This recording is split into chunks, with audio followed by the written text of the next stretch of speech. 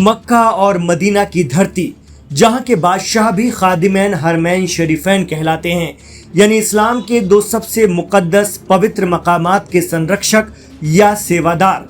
जहां मौजूद है हरम शरीफ, वहां झूठ, चोरी, नशा, व्याभिचार, यहां तक कि चींटी तक को मारना भी हराम है। उस देश ने अपनी उदार छवि बनाने के लिए शराब पर से रोक हटा दी है।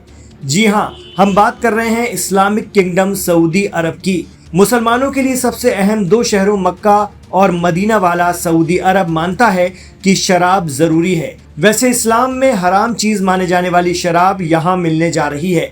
सभी जानते हैं कि इस्लाम में सही और गलत के लिए हलाल और हराम लफ्ज का इस्तेमाल होता है। सऊदी अरब में पिछले 73 सालों से शराब बैन थी। इस्लाम की वजह से बैन थी या कारण कुछ और, वो भी आपको बताएंगे। लेकिन पहले ये जान लीजिए कि सऊदी अरब के टूरिज्म मिनिस्टर अहमद अल खतीब ने कहा है कि शराब नहीं बेचने के देश के फैसले से पर्यटन या टूरिज्म पर कोई फर्क नहीं पड़ा है, लेकिन फिर भी सऊदी अरब चाहता है कि शराब पर से कुछ मामलों में बैन हटा दिया जाए। दुनिया भर के मुसलमान सऊदी अरब को बहुत ही अकीदत की नज़र से देखते हैं। इसकी वजह है ये देश इस्लाम के आखिरी पैगंबर हज़रत मोहम्मद सल्लल्लाहु अलैहि वसल्लम की जन्म स्थली भी रही है और यहीं से इस्लाम पूरी दुनिया में फैला। सऊदी के मक्का और मदीना शहर कई मायनों में ख़ास हैं। दुनिया के कोने कोने से हज के लिए लाखों मुसलमान हर साल मक्का का रुख करते हैं और यहाँ तक कि 5 वक्त की नमाज भी मुसलमान इसी तरफ रुख करके अदा करते हैं दुनिया भर से। सऊदी का पर्यटन क्राउन प्रिंस मोहम्मद बिन सलमान के विजन 2030 का नतीजा है। वहाँ की सरकार नियोम सिटी और लग्जरी ट्रेन जैसे प्रोजेक्ट पर कई डॉलर्स खर्च कर चुकी है। हालांकि हर बार सवाल उठता है कि सऊदी में जब अल्कोहल नहीं मिलेगा तो आखिर टूरिस्ट कैसे आएंगे। तो पिछले साल जनवरी में खबर आई थी कि सऊदी में पहली शराब की दुकान खोली गई है। मीडिया रिपोर्ट्स के मुताबिक सऊदी सरकार शराब पर से 73 साल पुराने प्रतिबंध में लगातार ढील दे रही है। अब खबर है कि सरकार 2 और नए शराब स्टोर खोलने की योजना पर काम कर रही है। ये जानकारी राइटर्स को उन सूत्रों से मिली है जिन्हें इस योजना के बारे में जानकारी दी गई है। इसके तहत सऊदी अरब 2 नए शराब स्टोर खोलने की तैयारी में है।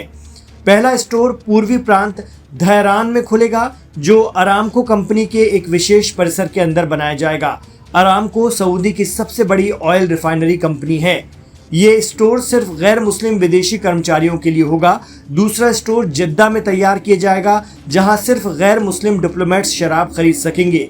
दोनों स्टोर 2026 में शुरू होने की संभावना है। हालांकि अभी तक सरकार की तरफ से कोई ऑफिशियल टाइमलाइन जारी नहीं की गई है। सऊदी सरकार के इस फैसले से इंटरनेशनल सतह पर मुसलमानों का विरोध भी देखने को मिल रहा है। सऊदी सरकार ने ये प्रतिबंध ऐसे समय में हटाने का फैसला किया है जब दुनिया के कई देश नशाखोरी पर लगाम लगाने के लिए प्रतिबंध लगाने की योजना पर काम कर रहे हैं। यहाँ तक कि भारत के 2 राज्यों गुजरात और बिहार में भी शराब पर प्रतिबंध है।